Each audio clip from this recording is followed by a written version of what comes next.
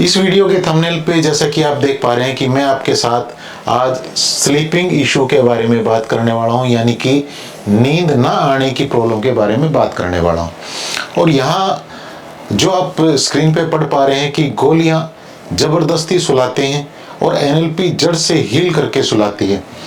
तो यहाँ पहले इस कंटेंट को मैं अपने को शुरू करूं, आपके साथ शेयर करूं इस इम्पोर्टेंट जानकारी को, मैं आपको एक चीज़ बता देना चाहता हूं। इस वीडियो का मेरा बनाने का मकसद ये बिल्कुल भी नहीं है कि मैं किसी तरह की मेडिसिन की रिप्लेसमेंट आपको दे रहा हूं या मैं आपको किसी डॉक्टर के या मेडिकल लाइन के खिलाफ बता रहा हूं। मैं आपको सिर्फ कुछ एक इम्पोर्टेंट चीज़ें बताना चाहता हूं जिनकी जानकारी हर एक इंसान के पास होना बहुत ज़रूरी है। और अगर कोई इमरजेंसी किसी भी इंसान के पास है तो सबसे पहले उनको अपने डॉक्टर से ही संपर्क करना चाहिए, क्योंकि डॉक्टर्स इमरजेंसी में हमारे लिए भगवान है। लेकिन इसी की दूसरी साइड जब आप विजडम की बात करते हैं, जब आप अपने आप को एक तरह से जब ये कहना स्टार्ट करते हैं कि मैं एक इंटेलिजेंट इंसान हूँ, तो यह उस इंटेलिजेंट इंसान को एक फ़र्ज और भी निभाना होता है कि डॉक्टर के साथ साथ आपकी भी कुछ एक रिस्पॉन्सिबिलिटी है। अगर आप अपने आप को एक तरह से बिल्कुल स्वस्थ इंसान, हेल्दी इंसान देखना चाहते हैं, तो मैं आपको उस कॉन्सेप्ट के ऊपर ये वीडियो शेयर कर रहा हूँ। यहाँ इस बात को देखिए, गोलियां जबरदस्ती सुलाती हैं। पहली बात तो जब किसी इंसान के पास नींद नहीं है ना, अगर उसकी नींद गायब हो गई है, अगर किसी इंसान की नींद गायब हो गई है तो उसके पास कुछ ना कुछ इशू जरूर मिलेंगे, मोटा मोटा। या तो उसके पास कोई लाइफ में फियर मिलेगा, मेरी बात को यहाँ ध्यान से समझना, या तो कोई फियर मिलेगा। हो सकता है कोई पास्ट का फियर उसके पास पड़ा हो सकता है कोई प्रेजेंट में उसके पास फियर पड़ा हो, या हो सकता है कोई फ्यूचर का फियर उसको दिख रहा हो। यानी कि कोई ना कोई फियर यहाँ पे हो सकता है, कोई ना कोई डर भय उसके पास हो सकता है। कई सारे फियर ऐसे भी होते हैं जो जिनसे डरना जरूरी होता है। मान लीजिए कि मैं किसी ऐसी बड़ी बिल्डिंग, ऊंची बिल्डिंग के ऊपर खड़ा हूं और जहां रेलिंग नहीं है और मैं नीचे देख रहा हूं, तो निश्चित तौर पे मुझे डर लगेगा। लेकिन कई सारे फियर ऐसे होते हैं जिनका कोई मतलब नहीं है, या फिर उन फियर के को आपके सबकॉन्शियस माइंड ने या आपके न्यूरॉन्स ने उनको पकड़ रखा है और वो इवेंट होके ख़त्म भी हो चुकी है कब की, लेकिन फिर भी वो फियर आपके पास पड़ा है। या करंट में आपको कोई किसी चीज़ का बार बार फियर लगता है कि फॉर एग्जांपल कि ये सिचुएशन मेरे साथ ना हो जाए, या छोटी छोटी चीज़ों के ऊपर आपको डर लगने लगता है, या कई बार फ्यूचर के आपको डर लगने लगते हैं कि अगर उस इतने साल बाद ये हुआ तो फिर क्या होगा। यानी कि कोई ना कोई फियर आपके पास पड़ा है जो आपकी नींद को डिस्टर्ब करता है, जो स्लीपिंग को पूरी तरह से ख़त्म करता है, जो आपकी स्लीपिंग को ख़त्म कर देता है। तो यहाँ पे आपको इस बात को समझना होगा कि या तो आपके पास फियर पड़ा है, उस फियर को आपको आइडेंटिफाई करना होगा। उसको कैसे आइडेंटिफाई करना है वो भी मैं आपके साथ शेयर कर दूंगा। और दूसरा, आपके पास कई बार लोगों के पास पड़ा होता है कोई ना कोई रिग्रेट की फीलिंग पड़ी होती है, पश्चाताप की फीलिंग पड़ी होती है कि मैंने इस टाइम पे ये डिसीजन नहीं लिया, मैं ये नहीं कर पाया, या मेरे साथ ये हुआ है, ये गलत हुआ है। कुछ ना कुछ वहाँ पे पड़ा होता है जो इशू उसको किसी भी टाइम उसका माइंड उसको याद दिलाने लगता है। और जैसे ही वो थॉट आने शुरू होते हैं, फिर एक के बाद एक थॉट, एक के बाद एक थॉट, और पता नहीं वो शुरुआत कहाँ से हुई थी उस थिंकिंग की, और वो फिर धीरे धीरे धीरे धीरे ओवर थिंकिंग में कन्वर्ट हो जाती है और वो इंसान उस जाल में फंस जाता है। अब जब उस जाल में फंस जाता है तो ये यहाँ पे फिर वो अगेन इस स्लीपिंग को पूरी तरह से ख़त्म कर बैठता है। तीसरा, यहाँ पे कोई ना कोई पेनफुल मेमोरी उसके पास हो सकती है, कोई ऐसी यादें उसके पास पड़ी हैं पास्ट की, या कुछ ऐसा प्रेजेंट में हुआ है जिस पेनफुल मेमोरी से वो बाहर नहीं निकल पा रहा है, और बार बार वो उसको याद उसको सताती है, और वो उसको उस चीज़ को सोच के पूरी तरह से अनकंफर्टेबल हो जाता है। और जब अनकंफर्टेबल होता है तो फिर वही लूप चलना स्टार्ट हो जाता है, एक के बाद एक के बाद एक जो विचार हैं वो आने स्टार्ट हो जाते हैं, और अगेन फिर ये भी इसकी नींद को डिस्टर्ब करता है। तो सवाल यहाँ पे ये है कि क्या ये खाली नींद को ही डिस्टर्ब कर रहा है, इसके बारे में भी बात करेंगे। लेकिन यहाँ पे चौथी चीज़ जो हो सकती है वो ये भी हो सकती है कि करंट का कोई इशू पड़ा है, कोई फाइनेंस का इशू उसके पास पड़ा है, कोई रिलेशन का इशू उसके पास पड़ा है, या कोई हेल्थ का इशू उसके पास पड़ा है अपने किसी नियर डियर के, या नियर डियर के कई बार कोई रिलेशन का इशू किसी के पास पड़ा होता है। कौन कहने का मतलब कोई ना कोई करंट का इशू है जो उसको तंग कर रहा है।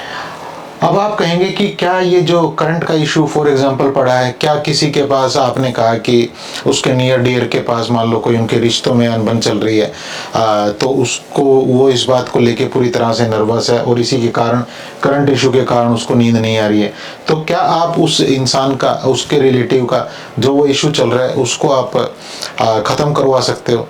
मैं उसको ख़त्म कराने की बात नहीं कर रहा हूँ, मैं आपको इतना कैपेबल, इतना रिसोर्सफुल बना देने की बात कर रहा हूँ कि आप उनके उस इशू को ख़त्म जरूर करा सकते हैं, मैं इतना आपको जरूर सिखा सकता हूँ।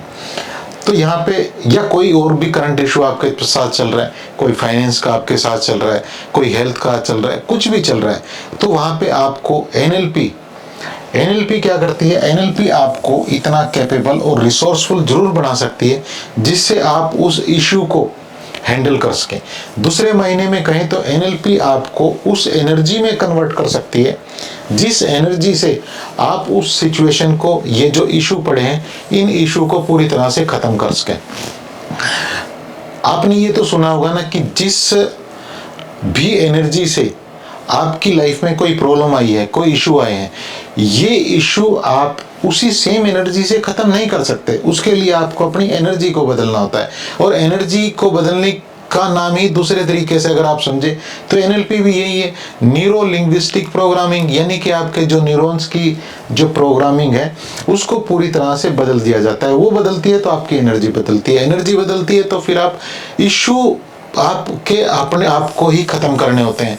लेकिन आप उनको ख़त्म करने के लिए इतने कैपेबल हो जाते हैं कि आपको कई बार मैं देखता हूं कि जब जिन लोगों को हमने सेशन दिए हैं, पर्सनल सेशन जिनको दिए, तो वो कहते हैं कि मुझे तो सर आज हंसी आ रही है मेरी इस बात पे कि मैं इस इशू को लेके परेशान थी और ये इशू इतनी आसानी से मेरी लाइफ से चला गया, जिसको लेके मुझे इतना भारीपन रहता था, इतना मुझे डिस्टर्बेंस रहती थी कि मुझे नींद तक नहीं आ रही थी। तो कई बार लोग उस चीज़ के ऊपर हंसने लगते हैं कि मैं तो खाम में इस चीज़ के ऊपर परेशान हो रहा था। तो इतनी पावरफुल तरीके से एनएलपी काम करती है। अब यहाँ पे कुछ एक चीज़ें वो भी समझ लेते हैं कि मैंने ऐसा क्यों लिखा कि गोलियां ज़बरदस्ती सुलाती हैं। सिंपल सी कुछ चीज़ें समझते हैं। मान लीजिए एक इंसान के पास कोई फियर पड़ा है, कोई रिग्रेट पड़ा है, कोई पेनफुल मेमोरी पड़ी है, या कोई करंट का इशू पड़ा है। उसका ब्रेन उसको जब ये चीज़ें दिखा रहा है बार बार, तो उसका ब्रेन उसका दुश्मन है या उसका दोस्त है? सोच के जवाब दीजिएगा। मैं बताता हूँ, उसका ब्रेन उसका बहुत अच्छा दोस्त है। वो जिस चीज़ को उसने पकड़ रखा है, ये जो फियर है, ये फियर उस इंसान ने ही, मेरी बात को ध्यान से समझना, उस इंसान ने ही कभी जाने अनजाने में बहुत ही केयरफुली या बहुत ही हाई इंटेंसिटी के साथ इस अपने न्यूरॉन्स को दिया था कि भैया इसको संभाल के रख लेना, ये बहुत ही जरूरी है। लेकिन वहाँ उसका जो देने का तरीका था, यानी कि उस इंसान का देने का तरीका था, वो क्या था? उसकी इंटेंसिटी इतनी हाई थी कि ब्रेन को लगा कि ये बहुत इंपॉर्टेंट है। यद्यपि इससे उसकी लाइफ में बहुत सारे नुकसान हो रहे हैं, लेकिन ब्रेन ये नहीं जानता। ब्रेन ये जानता है कि जिस समय ये फीड किया गया, मुझे दिया गया, उसकी इंटेंसिटी कितनी थी। उस इंटेंसिटी से, उस थॉट की इंटेंसिटी से वो चीज़ रखनी चाहिए या नहीं रखनी चाहिए, आपका न्यूरॉन्स डिसाइड करता है। सिंपल। तो जब आपने वो थॉट दिया था, तो इसने वो आपके न्यूरॉन्स ने समझा कि ये बहुत इंपॉर्टेंट है मेरे मालिक के लिए, और इसने इसको संभाल के रख लिया। ऐसे ही रिग्रेट की फीलिंग है, पास्ट की पेनफुल मेमोरी है, ऐसे ही कोई ना कोई करंट इशू है। लेकिन जैसे ही आप अपने न्यूरॉन्स को कुछ एक एनएलपी की टूल और टेक्निक से ये बताना शुरू करते हो कि ये जो जितनी इंटेंसिटी के साथ ये जो चीज़ें आपके पास आई थी, आपने इनको रखा था, इनकी इंटेंसिटी को वहाँ से हटाना शुरू करते हो तो ये पूरी तरह से क्लीन हो जाते हैं। और क्लीन ही नहीं होते बल्कि ये नया थॉट लेने के लिए तैयार हो जाते हैं। जो नया थॉट पूरी तरह से कॉन्फिडेंस का होता है, पूरी तरह से आगे बढ़ने का होता है, पूरी तरह से आपको रिसोर्सफुल बनाने का होता है, पूरी तरह से आपको ज़्यादा अच्छे फाइनेंस आपके करने का होता है, आर्थिक रूप से आपको ज़्यादा मजबूत करने का होता है, यानी कि ज़्यादा पैसे कमाने का होता है, ज़्यादा अच्छे रिश्तों को एंजॉय करने का होता है, ज़्यादा खूब बढ़िया एप्रिशिएशन आपको मिल रही होती है, लोग आपको पसंद कर रहे होते हैं, उसका थॉट यहाँ पे इम्प्लांट कर दिया जाता है ना। कितनी खूबसूरत बात। जबकि अब अगर मैं यहाँ पे गोलियों की बात करूँ तो गोलियाँ क्या करती हैं? गोलियाँ इस न्यूरॉन्स को, मेरी बात को ध्यान से समझना, जो एक इम्पोर्टेंट मैसेज लेके घूम रहा है, जो एक इशू लेके घूम रहा है, उसको आपको नहीं सुलाती, इस न्यूरॉन्स को सुला देती है, इस ब्रेन सेल को सुला देती है। अब मेरी एक बात का जवाब दीजिएगा, जो इस ब्रेन सेल को अपने हिस्से का काम करना था, भाई ये आपकी बॉडी है पूरी, इसके अंदर सारे ये आपके जो सेल हैं, ब्रेन सेल हैं, न्यूरॉन्स हैं, इनका कोई ना कोई काम तो है ना, कोई ना कोई फंक्शनिंग तो है ना। जब आपकी गोलियों ने इसको जबरदस्ती सुला दिया, और जब इसको जबरदस्ती सुला दिया तो इसके हिस्से का काम कौन करेगा? और इसके हिस्से का काम नहीं हो रहा होगा तो फिर क्या हो रहा होगा? आपकी बॉडी में तो डेफिशिएंसी आएगी उसकी, और डेफिशिएंसी आएगी तो फिर उसको पूरा करने के लिए आप बाहर से और दवाइयाँ लोगे, और जब और दवाइयाँ लोगे तो आप समझ सकते हैं कि आपने इस जो आपका बॉडी सेल है या न्यूरॉन्स है, इसको तो आपने डोरमेंट कर दिया, इसको तो आपने ख़त्म कर दिया। यानी कि आपके पास एक वर्कर था, जो वर्कर आपके फायदे की आपका पूरा हितैषी था, और आपकी जो बात आप उसको ध्यान से रखने के लिए बोलते थे, उसने उसको संभाल के रखा हुआ है। लेकिन वो आपके लिए और भी बहुत अच्छे काम कर सकता था, वो कैपेबल है, लेकिन आपने क्या किया?